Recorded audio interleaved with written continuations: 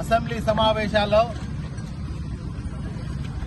ముఖ్యమంత్రి రేవంత్ రెడ్డి నిండు సభలో మహిళా ఎమ్మెల్యేలను మాజీ మంత్రి సబితా ఇంద్రారెడ్డి అదేవిధంగా ఇతర మహిళా ఎమ్మెల్యేలను ఉద్దేశించి అసభ్య పదజాలంతో నిండు సభలో మాట్లాడడం నిజంగా చాలా బాధాకరం.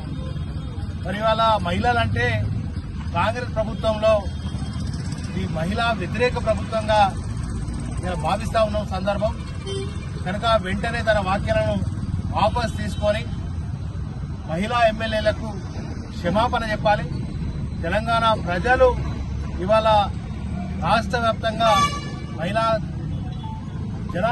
మహిళలందరూ కూడా ఇటువంటి సీఎం అయిందా, ఇంత దరిద్రం సీఎం అయిందా అని చెప్పి ఇటువంటి సీఎంలు చేసుకున్నామని చెప్పి అలా బాధపడుతున్నటువంటి సందర్భంలో ఇవాళ తెలంగాణ మహిళ అందరి పక్షాన కూడా తెలంగాణ ప్రజల పక్షాన కూడా డిమాండ్ చేస్తాను. వెంటనే రేవంత్ రెడ్డి గారు తన సీఎం పదవికి రాజీనామా చేయాలి.